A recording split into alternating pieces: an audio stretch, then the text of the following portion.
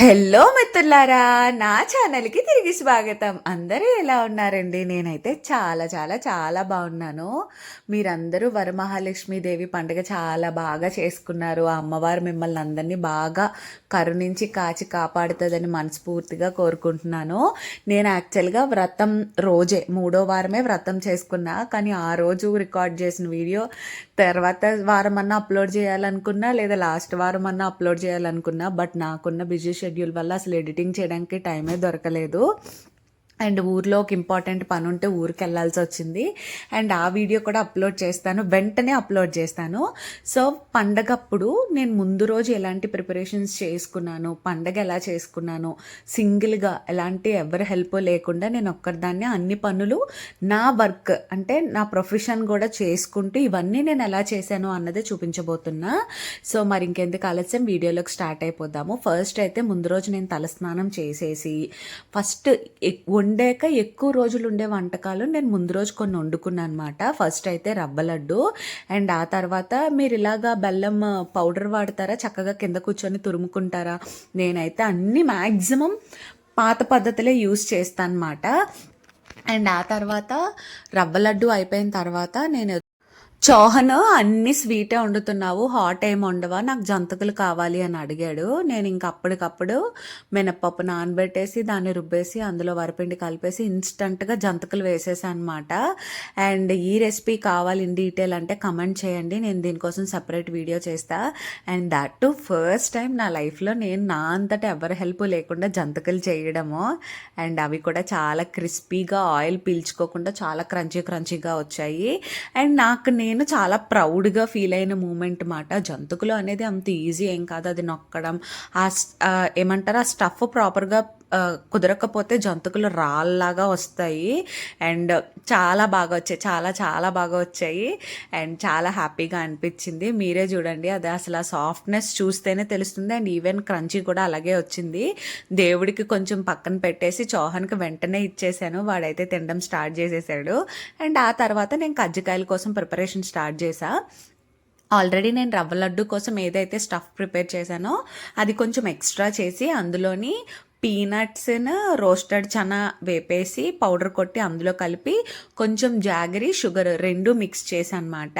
So నేను ఇలా పనులు అన్నీ చేస్తుంటే మా వాడు ఇలా డ్యాన్సులు అవి చేస్తూ అది చెప్తూ ఇది చెప్తూ నన్ను ఎంటర్టైన్ చేస్తూ మళ్ళీ ఇల్లంతా గందరగోళం చేసుకుంటూ వస్తున్నాడు అనమాట.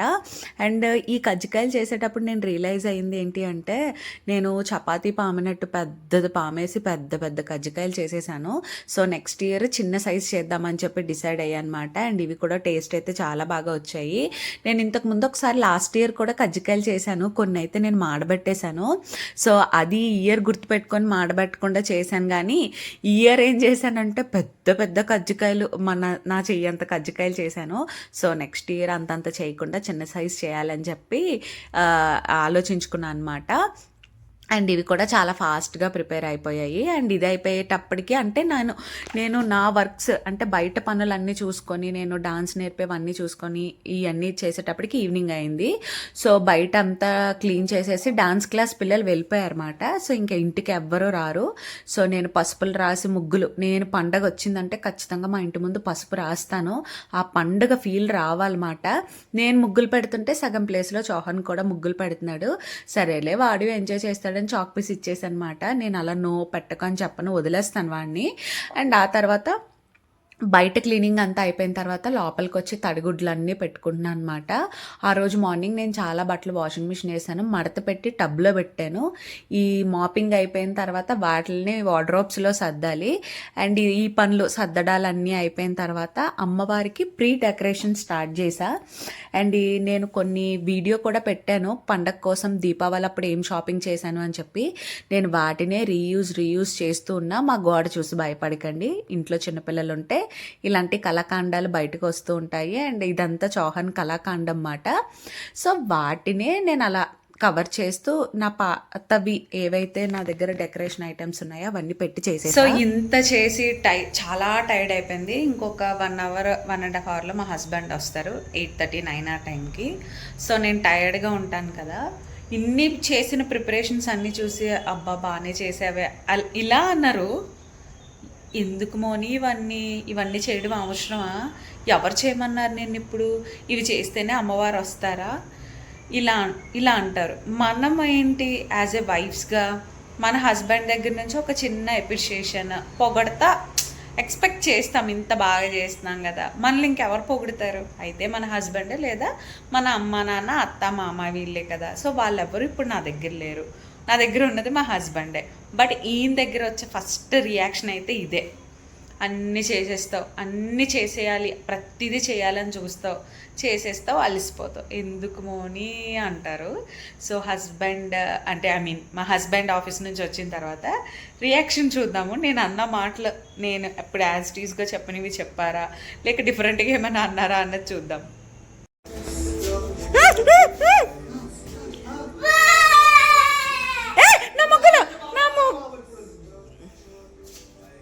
చంపతను ఒక్క చొక్క తొక్కిన.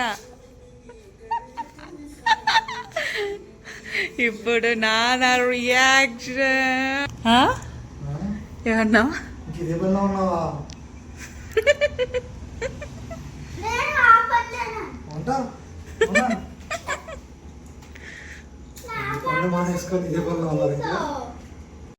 ఇంట్లో ఇంకా రిమైనింగ్ చిన్న చిన్న పనులన్నీ అయిపోయిన తర్వాత బొబ్బట్లు ప్రిపరేషన్ స్టార్ట్ చేశాను అనమాట. ఇవి అయిపోయిన తర్వాత యాక్చువల్గా మేము బయటికి వెళ్ళాము కొన్ని ఫ్లవర్స్ ఇవన్నీ తమలపాకులు కొని తెచ్చుకోవడానికి అని చెప్పి. ఎంత దారుణమైన బిజినెస్ అంటే కలువ పువ్వులు కాడలకి కలువ పువ్వు విడిపోయి ఉంటే అలా అయితే ఎవరు కొనుక్కోరని టూత్ పిక్స్ ఉంటాయి కదా, పువ్వుకి ఆ కింద కాడకి కలిపి గుచ్చేసి ప్లాస్టర్ చుట్టేసి అమ్మేస్తున్నారు. అది కూడా ఒక కలువ పువ్వు 100 రూపాయలు. ఫెస్టివల్ టైంలో ఆబ్వియస్గా పువ్వుల బిజినెస్ దారుణంగా ఉంటుంది. బట్ ఈ టైప్ ఆఫ్ బిజినెస్ అస్సలు చూడలేదు. అలా ఇరిగిపోయినవి వడ్లిపోయినవి అమ్మవారికి మనం ఏం పెడతాము, వాళ్ళకన్నా అమ్మే వాళ్ళకి కొంచెం బుద్ధి ఉండాలి కదా. చాలా బాధ అనిపించింది, బట్ ఏం చేయలేము. అండ్ బొబ్బట్లు కూడా ఫస్ట్లో అయితే నేను చాలా దల్సరిగా చేసేసేదాన్ని. అండ్ ఇప్పుడు అలా చెయ్యగా ఇందులో కూడా కొంచెం ఆరి తీరుతున్నానని అనిపించింది. అండ్ ఇవైతే అసలు పండగ రోజే అయిపోయినాయి బొబ్బట్లు. చాలా బాగా కమ్మగా, అంటే టూ స్వీట్ కాదు అలానే లెస్ స్వీట్ కూడా కాదు, చక్కగా ఎంత కుదరాలో అంత కరెక్ట్గా కుదిరింది. అండ్ ఫైనల్ డే వరమహాలక్ష్మీదేవి ఫెస్టివల్ రోజు. సో యాక్చువల్గా ప్రతి సంవత్సరం ఒక్కొక్క విషయం కొత్తవి నేర్చుకుంటూ ఉంటాం కదా. సో లైఫ్ అంటేనే నేర్చుకోవడం, ఎవరికి ఏది ఫస్ట్ నుంచి తెలియదు కదా. సో పూజ, ఎలాంటి పూజ ఇంట్లో చేసినా ముత్తైదు అంటే సుమంగలిగా ఉన్నవాళ్ళు ఫస్ట్ భర్త బ్లెస్సింగ్స్ తీసుకొని పూజ స్టార్ట్ చేయాలంట. అదొక విషయం తెలుసుకున్నాను. సో ఇక్కడ నేను అదే ఫాలో చేసి పూజనైతే ప్రారంభిస్తున్నాను అనమాట. ఫస్ట్ అయితే నేను యాక్చువల్గా క్లిప్ తీయడం మర్చిపోయాను. మా హస్బెండ్తోని చౌహన్తోని అమ్మవారి పక్కన దీపాలు అయితే వెలిగించానండి. ఆ తర్వాత బ్లెస్సింగ్స్ తీసుకొని ఫస్ట్ అయితే గణపతి పూజతో స్టార్ట్ చేశాను. అండ్ నేను వేసుకున్న డ్రెస్ అయితే అది మా అన్నయ్య పెళ్ళిలో వాళ్ళకి సత్యనారాయణమూర్తి వ్రతం అప్పుడు కట్టుకోవడానికి అని చెప్పి నేను చీర కొనుక్కున్నా. అది ఆ రోజే కట్టుకున్నా, ఇంకా మళ్ళీ ఎప్పుడో ఒకసారి కట్టుకున్నాను అనుకుంటా. దాన్ని నేను ఈ ఫెస్టివల్ కోసం హాఫ్ శారీ కింద కన్వర్ట్ చేసుకున్నాను అనమాట. అండ్ ఆ రీల్ కూడా నేను ఆల్రెడీ పెట్టున్నాను, చూడకపోతే చూడండి. అండ్ మనకి ఇలాంటి చిన్న చిన్న కళలు వస్తే ఇలాగా ఈజీగా స్టిచ్చింగ్ ఏదో ఒకటి చేసుకోవచ్చు కదా. చాలా బాగా అనిపించింది. మా మమ్మీ హ్యాపీగా ఫీల్ అయింది నా దగ్గర నేర్చుకున్నందుకు, నువ్వు ఇలా మంచిగా యూస్ చేస్తున్నావని. అండ్ ఇంకా మా ఇంటి మహాలక్ష్మిని అయితే చూసేయండి. నా దగ్గర ఉన్న దానితోనే, నేను కొత్తగా ఏం తీసుకోలేదు, చీర తప్ప, ఉన్న దాంతో మంచిగా అలంకరించుకున్నాను అనమాట. నాకు వరమహాలక్ష్మీదేవి ఫెస్టివల్ అన్నా నవరాత్రులు అన్నా ఇంట్రెస్ట్ లేకపోయినా ఓపిక లేకపోయినా ఆ టైంకి నాకు వచ్చేస్తుంది చెయ్యాలి. మరి నేనేమి కొత్తగా ఇప్పుడేం స్టార్ట్ చేసింది కాదు, పెళ్ళైన దగ్గర నుంచి, పెళ్ళికి ముందు నుంచి నేను ఇలాగే అమ్మవారిని అలంకరించి చేసేదాన్ని మాట. అండ్ నేను వండిన పిండి వంటలు, మా దగ్గర ఉన్న కొంచెం చిల్లర పైసలు అవన్నీ ఉంటే అవన్నీ పెట్టాను. యాక్చువల్గా నా వెండి ప్రతిమ చాలా చిన్నది అయిపోయింది మాట. అందుకోసమనే వెండి ప్రతిమని పక్కన బిందులో పెట్టాను. అండ్ చౌహానికి కూడా చిన్నప్పటి నుంచి నేను నేర్పడం వల్ల వాడికి రిచువల్స్ అన్నీ అలవాటయ్యి కూర్చొని చక్కగా వింటాడు, చెప్పింది పాటిస్తాడు మాట. వేటిని లాగడాలు కానీ పీకడాలు కానీ, ఆ పూజ జరుగుతున్నప్పుడు అక్కడ ఉన్న ప్రసాదాలు అవన్నీ తినడం కానీ ఇలాంటి పనులు ఏమీ చేయడం మాట. మనం వంటలు శుభ్రాలకి ఎంత టైం పడుతుందో ఇక్కడ పూజ టైం అప్పుడు అలంకరించడానికి అంత టైం పడుతుంది. అది నిజమా కాదా చెప్పండి? మనం 2 నెలల నుంచి నెల నుంచి పూజలు చేసుకోవాలని ఇంటిని ఎంత బాగా శుభ్రం చేస్తామో ఆ ఒక్క క్షణము వంటగది ఈ అలంకరణ కోసం తీసిన వస్తువుల వల్ల మొత్తం ఇల్లంతా గలీజ్ చేసేస్తాము. నేను పర్టికులర్గా నేనైతే అలా చేసేస్తాను. మీరు ఎలా చేస్తారు? మీరు కూడా అలాగే చేస్తారా? అండ్ చాలా హ్యాపీగా అనిపించింది. అనుకున్న టైంకి పూజ స్టార్ట్ చేసేసాను. అన్ని ప్రిపేర్ చేసేసుకొని మార్నింగ్ యాక్చువల్గా వండే వాటికి షూట్ చేద్దాం అనుకున్నాను, కానీ ఓ పక్క వండుతూ హడావడిగా వ్లాగ్ షూట్ చేయడం కాలేదు. పొద్దున్నే లెగిసి తలస్నానం చేసి పరమాన్నం, పులిహార, చక్కెర పొంగలి, బూర్లు, గార్లు, శనగలు సతాలించి ఇవన్నీ వండానమాట. I'm so so so happy. పెళ్ళైన తర్వాత అత్తయ్య నాతో పోత్నూరులో అంటే మా ఊర్లో చేపించారన్నమాట ఫస్ట్ టైం. అప్పుడు ఒక వ్రత కథ బుక్ తెస్తే అదంతా సాంస్క్రిట్లో ఉండి చదువు వచ్చినా సరే చదువు రాని దానిలా చదివాను నేను అక్కడ ఆ బుక్లో. నాకు చాలా ఆక్వర్డ్గా అనిపించింది. బాబోయ్ ఇది ఇలా కాదు, నేను చదువుకున్న దాన్ని కూడా ఇలా చదివానేంటి అని చెప్పి. ఆ తర్వాత అలా నేను గూగుల్లో యూట్యూబ్లో సెర్చ్ చేస్తుంటే నందూరి శ్రీనివాసరావు గారిది ఒక వీడియో దొరికింది మాట. వాళ్ళు ఒక పీడిఎఫ్ని అప్లోడ్ చేశారు. దాన్ని నేను డౌన్లోడ్ చేసుకొని స్టార్టింగ్ నుంచి ఎండింగ్ వరకు వ్రత విధానం ఎలా ఉంటుందా తెలుగులో, మన ప్రాపర్ వాడుక తెలుగులో ఆయన మనకి ప్రచురించి ఇచ్చారన్నమాట. ఆ పీడిఎఫ్ని డౌన్లోడ్ చేసుకొని నేను ప్రింట్అవుట్ తెచ్చుకొని ఇలాగా బుక్ని కొన్ని వ్రతాలవి నేను ఇలా మెయింటైన్ చేస్తున్నాను. ప్రతిదీ క్లియర్ కట్గా పూజ తెలియని వాళ్ళకి కూడా ఈజీగా ఈ బుక్ చూస్ చేసేసుకోవచ్చు. సో మీకు ఎవరికన్నా అది కావాలంటే ఆయన ఛానల్లో వీడియోస్ని ఒకసారి చూడండి, కింద పీడిఎఫ్స్ ఇస్తారు. సో నాకైతే బాగా హెల్ప్ అయింది మాట. ప్రతిదీ గణపతి పూజ అయిపోయిన తర్వాత కలశ స్థాపన చేసి ఏం చేయాలి, ఫస్ట్ అక్షంతలు ఎక్కడ వేయాలి, పువ్వులు ఎక్కడ పెట్టాలి, ప్రతిదీ చాలా క్లియర్గా ఉందన్నమాట. సో నాకైతే బాగా అనిపించింది. చాలా క్లియర్గా ఒక్క మంత్రం కూడా మిస్ చేయకుండా ప్రతిదీ బాగా చదువుకున్నాను అనమాట. లాస్ట్ ఇయర్ అయితే మాకు నల్ల ద్రాక్ష దొరకలేదు. యాక్చువల్గా అమ్మవారికి నల్ల ద్రాక్ష అంటే చాలా ఇష్టము. బట్ ఈసారి దొరికింది, కొన్నాను. కానీ నేనేం మిస్టేక్ చేశానంటే అన్ని ఫ్రూట్స్ పెట్టాను, ద్రాక్ష పళ్ళు మాత్రం ఫ్రిడ్జ్లోనే ఉంచా. బయటికి తీస్తే నా కొడుకు దగ్గర ద్రాక్ష పళ్ళు దాయడం చాలా కష్టం అన్నమాట. ద్రాక్ష కేజీ 2 కేజీలు ఇచ్చినా తినేస్తాడు, అంత పిచ్చివాడికి. నేను బయట పెడితే వాడు తినేస్తాడని ఫ్రిడ్జ్లోనే ఉంచా, పూజ ముందు తీద్దాము అని. నేను అలాగే మర్చిపోయాను. బట్ కానీ నేను అమ్మవారికి తర్వాత సమర్పించుకున్నాను అనమాట.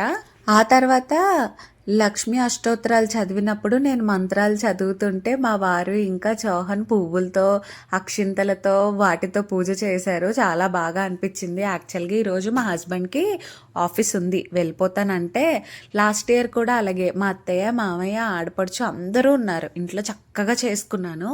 బట్ మా వారు మాత్రం ఆ టైంకి లేరు. ఈ వరలక్ష్మి పూజ అప్పుడు స్పెషల్గా భర్త పక్కన ఉండడం చాలా అంటే చాలా ఇంపార్టెంట్. ఎందుకంటే పూజ అవ్వగానే ఫస్ట్ బ్లెస్సింగ్స్ ఆయన దగ్గరే తీసుకోవాలన్నమాట. సో లాస్ట్ టైం లేరు, నేను చాలా ఫీల్ అయ్యాను. అందుకే ఈసారి చెప్పి కాదు, బెదిరించి ఇంట్లో ఉంచేలా చేశాను అనమాట. ఉంటావా ఉండవా అని గట్టిగా అరిచాను. హాఫ్ డే వరకు ఉండి పూజ అయ్యాక ప్రసాదం తినేసి అప్పుడు ఆఫీస్కి లంచ్ తినేసి ఆఫీస్కి అప్పుడు వెళ్ళారన్నమాట. సో ఈ ఒక్కసారికి నా మాట విన్నందుకు చాలా హ్యాపీగా అనిపించింది.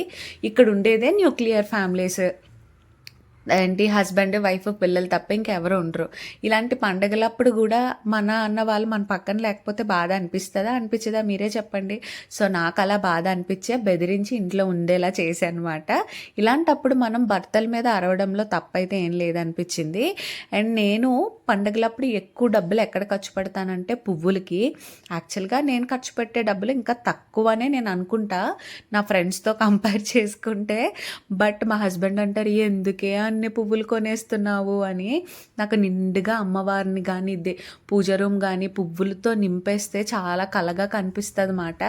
సో నేను అలాగే చేస్తూ ఉంటాను. అండ్ ఈ పండుగలో అందరికీ ఇష్టమైన ఘట్టం ఏంటంటే ఈ తోరణం కట్టుకోవడం. చిన్నప్పుడు అయితే ఈ తోరణం కోసం ఎంత తగువులు అయిపోయావో, ఎంతసేపు ఉంచుకోవాలమ్మా ఇది ఇంత పెద్దగా. మా మమ్మీ పెద్దగా అన్ని పువ్వులు, మందారాలు, నందివర్ధనాలు అన్నీ కలిపి కట్టేది, చామంతులు కంపల్సరిగా ఉండాలి అని.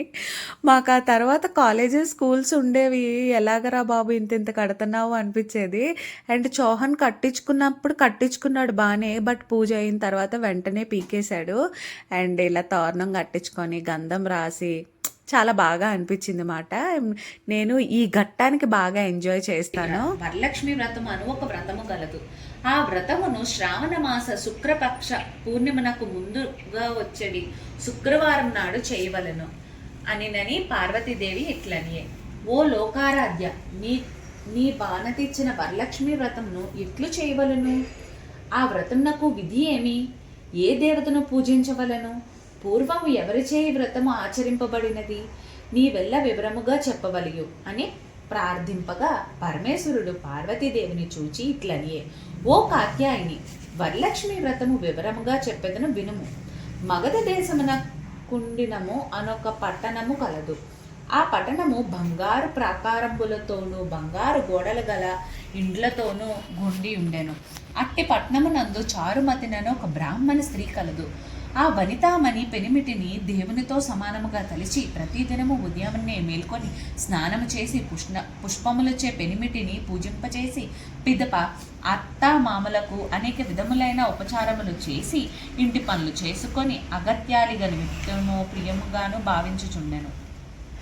ఇట్లుండగా ఆ మహాప్రతివ్రత యందు మహాలక్ష్మికి అనుగ్రహము కలిగి ఒకనాడు స్వప్నంబున ప్రసన్నమయ్యి, ఓ చారుమతి, నేను వరలక్ష్మీదేవిను, నీ యందు నాకు అనుగ్రహము కలిగి ప్రత్యక్షమైతిని. శ్రావణ శుక్ల పౌర్ణమికి ముందుగా వచ్చిన శుక్రవారం నాడు నన్ను సేవించినచో నీకు కోరిన వరములిచ్చేదనని వచించెను. చారుమతీదేవి స్వప్నములోని వరలక్ష్మీదేవి ప్రదక్షిణ నమస్కారములు చేసి, నమస్తే సర్వలోకానాం జనయనే పుణ్యమూర్తియే శరణ్యే త్రియంబకే దేవి విష్ణు వక్షస్థిలియే అని అనేక విధముల స్తోత్రము చేసి ఆ జగజ్జనిని ఈ నమస్తే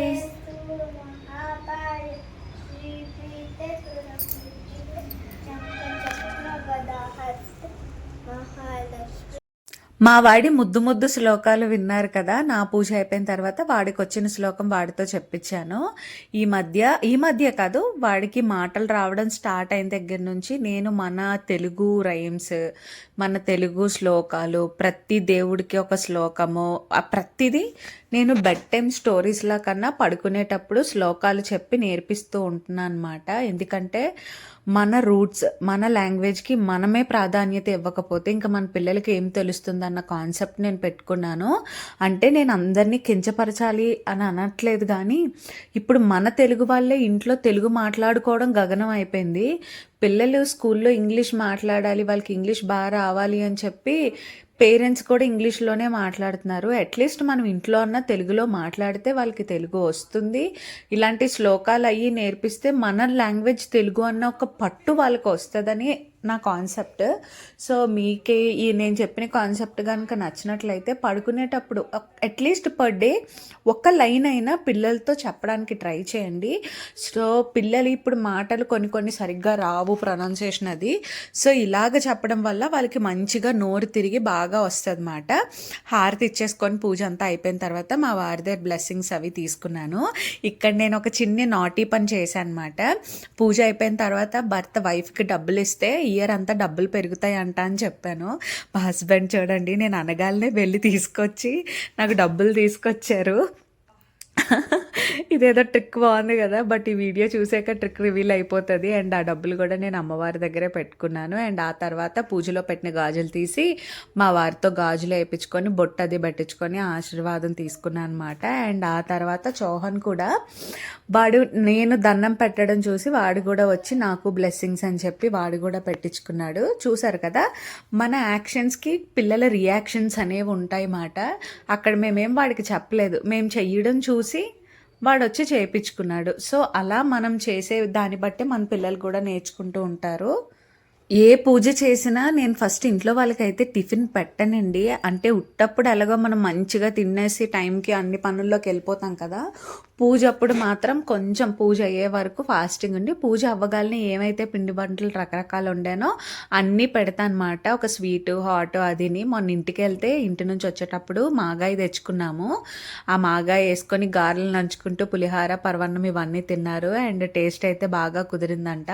మాకు స్వీట్గా ఉంటే నచ్చదు, సో మేము మైల్డ్ స్వీట్ తింటూ ఉంటాము. అందరికీ వరలక్ష్మీదేవి వ్రతం శుభాకాంక్షలు.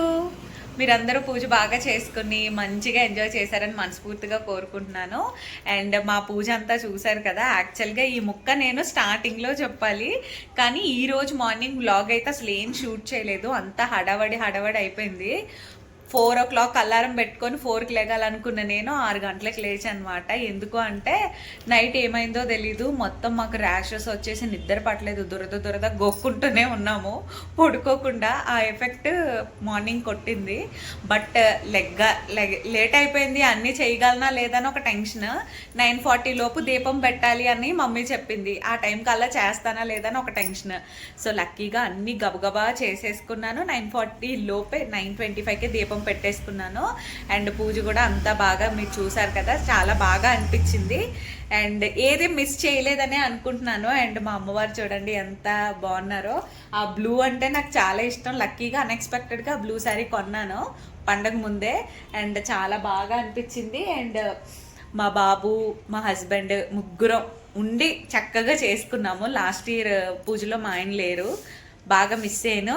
అందుకే ఈ ఇయర్ అడిగి బతిమలాడుకొని ఉండమని చెప్పాను. సో ఉన్నారు. అండ్ మా పూజ అయితే మీకు ఎలా అనిపించింది, మీరందరూ ఎలా చేసుకున్నారో కమెంట్స్లో షేర్ చేయండి. ఇది ఇంకొక శారీ మాట, అంటే ఈవినింగ్ పూజ కోసం కట్టుకున్నాను. కొంతమంది తాంబూలాలు పిలిస్తే వెళ్ళి తాంబూలాలు పుచ్చుకొని ఇంటికి వచ్చాను. ఇప్పుడు మన ఇంటికి తాంబూలాలు తీసుకోవడానికి ఇక్కడ నా ఫ్రెండ్స్ రాబోతున్నారు. అండ్ ఈవినింగ్ పూజకి మళ్ళీ రెడీ చేసేసాను అనమాట.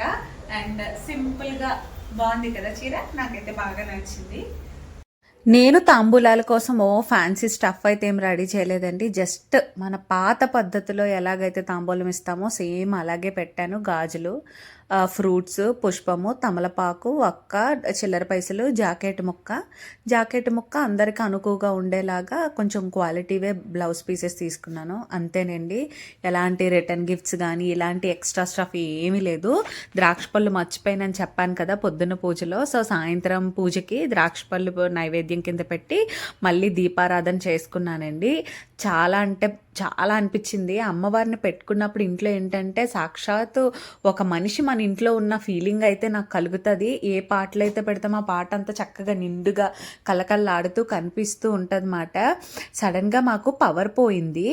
ఈవినింగ్ పూజ అయిన తర్వాత ఆ చీకట్లో అయితే అమ్మవారు దగదగా మెరుస్తూ ఆహా ఎంత బాగా కనిపించారంటే మీరే చూడండి. ఆ దీపపు వెలుగులో అమ్మవారు చాలా బాగా నిండుగా కనిపిస్తున్నారు కదా. నాకైతే చాలా చాలా బాగా నచ్చింది. చాలా వాయినానికి పిలిచిన వాళ్ళందరూ చక్కగా వచ్చి వాయినాలు తీసుకున్నారు. నేను ఎవరికి వీడియోస్ తీయలేదు, ఎందుకంటే వాళ్ళ ప్రైవసీని డిస్టర్బ్ చేయడం, మన బ్లాగ్ కోసం వాళ్ళని ఇబ్బంది పెట్టడం అని కూడా నేను అడగలేదు. చక్కగా అమ్మవారిని చూసి అందరూ ఫొటోస్ తీసుకొని వెళ్ళారు. చాలా హ్యాపీ అనిపించింది, చాలా బాగా నచ్చింది. అండ్ నాకైతే చాలా సోల్ సాటిస్ఫాక్షన్ అంటారు కదా, అది అనిపించింది మాట. ఒక్కదాన్ని చేసుకోగలనా లేదా, ఇన్ని పిండి వంటలు వండగలనా లేదా, కొన్ని కోరికలు ఉన్నాయి, అవి బయట చెప్పుకుంటే నెరవేరవు కదా, అందుకే చెప్పట్లేదు. ఈసారి ఇంకా నిష్టగా ఇంకా బాగా జాగ్రత్తగా చేశాను అనమాట. నా కోరికలన్నీ నెరవేరిపోవాలని కోరుకుంటున్నాను. సో మా వ్లాగ్ మీకు నచ్చిందని అనుకుంటున్నాను. నచ్చినట్లయితే లైక్ చేసి, షేర్ చేసి, సబ్స్క్రైబ్ చేయండి. మా ఈ వ్లాగ్ చూస్తే మీకేమనిపించిందో కమెంట్స్ చేయడం అస్సలు మర్చిపోద్దు. ఒకవేళ నేను ఏమన్నా తప్పులు చేస్తే నాకు చెప్పండి, నేను నేర్చుకొని వాటిని ఇంప్లిమెంట్ చేయడానికి అయితే ట్రై చేస్తాను. Stay tune to my channel. సర్వేజన సుఖినో భవంతు.